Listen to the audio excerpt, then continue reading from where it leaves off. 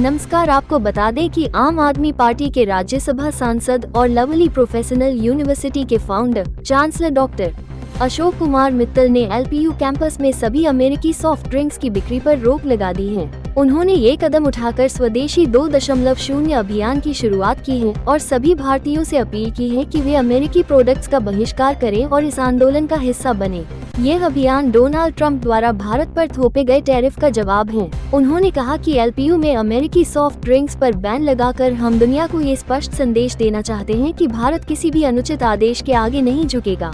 1905 में स्वदेशी आंदोलन ने ब्रिटिश कपड़ों और सामान का बहिष्कार करके आयात को काफी हद तक कम कर दिया था। अगर हमारे पूर्वज ये काम गुलामी के समय कर सकते थे तो हम आज भी नहीं कर सकते हैं। मुझे लगता है कि अमेरिका ने भारत की ताकत और संकल्प को कम आंका है। अब समय आ गया है कि हम उन्हें अपनी असली ताकत और संकल्प दिखाएं। आज भारत पर 50% का टैरिफ लागू कर दिया गया है भारत की एक्सपोर्ट पर ट्रंप साहब द्वारा यूएसए में। मैंने 7 अगस्त को ट्रंप साहब को पत्र लिख के एक अपील की थी कि वो इस तरीके का रास्ता ना अपनाएं और मिल बांट के भारत से समस्या का हल ढूंढें। अगर 140 करोड़ भारतीयों ने अमेरिकन प्रोडक्ट्स का बहिष्कार कर दिया तो क्या होगा, अमेरिकन कंपनियों का क्या होगा। शायद उनको नहीं समझ आई ये बात। जब उन्होंने लागू कर दिया है तो मैंने लवली प्रोफेशनल यूनिवर्सिटी के चांसलर के तौर पर लवली कैंपस से अमेरिकन सॉफ्ट ड्रिंक्स का बहिष्कार कर दिया, उनको बैन कर दिया।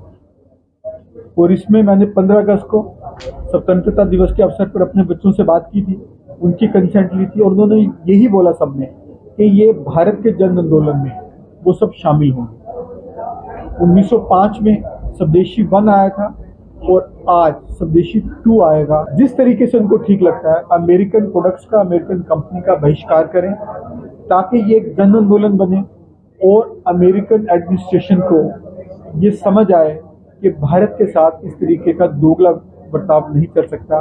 भारत अपनी आर्थिक आज़ादी को उनके आगे गिरवी नहीं रखता। लेकिन बड़ी बड़ी डीलें, डिफेंस डीलें बहुत सारे अमेरिका से हो रही हैं, तो एक तरफ आप बड़ी डीलें कर रहे हैं, एक तरफ छोटी चीजें, कहाँ पे संतुलन बनेगा इसलिए? मेरे हाथ में जो सामर्थ्य है एलपीयू के चांसलर के तौर पर वो मैं कर रहा हूँ और मैं उम्मीद कर रहा हूँ कि आहिस्ता आहिस्ता ये बात आगे बढ़ेगी यदि अमेरिका ने टैरिफ विड्रॉ नहीं किया और जो हमारी भारत की 140 करोड़ देशभक्त जनता है वो आहिस्ता आहिस्ता अमेरिकन प्रोडक्ट्स का बहिष्कार की तरफ आगे बढ़ेगी और उनको बातचीत के दरवाजे पे लाने में और 50% टैरिफ को वापस लेने के लिए मजबूर करेगी। एक तरफ जहाँ पे डोनाल्ड ट्रंप के ये प्रधानमंत्री ने इलेक्शन के दौरान उन्होंने अपील की, दूसरी तरफ उन्होंने टैरिफ लगा दिया, तो एक तरफ किस तरीके का जो सामंजस्य बैठ नहीं पा रहा है भारत सरकार का और डोनाल्ड ट्रंप के बीच में, जो टैरिफ 50% तक लगा दिया। देखिए, इसमें समय समय पर सिचुएशन बदलती रहती है। तो जो उन्होंने आज हमारे साथ किया है, जो दोगली नीति अपनाई है, खुद वो रशिया से यूरेनियम, प्लोडियम, केमिकल्स, फर्टिलाइजर्स लेते हैं। उनके मित्र देश नाटो कंट्रीज जो उनके अलायंस का हिस्सा है वो ऑयल भी लेते हैं रशिया से, उन पर तो नहीं कर रहे हैं। हमारे से तो दोगली नीति अपना रहे हैं।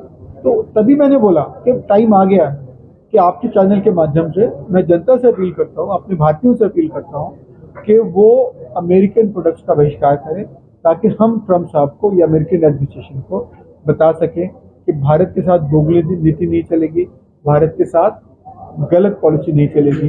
क्या भारत सरकार को भी पत्र के माध्यम से या बातचीत के माध्यम से या राज्यसभा में अपनी आवाज उठाकर अपील करेंगे कि इस तरीके की नीति अपनाएं? क्या अमेरिका? बिल्कुल, एज ए पार्लियामेंटेरियन जब भी मुझे मौका मिलेगा मैं बिल्कुल उस तरीके की अपील अपने भारत सरकार से भी करूँगा। हमारी हर वीडियो सबसे पहले देखने के लिए चैनल को सब्सक्राइब करके दबाएं बेल आइकॉन।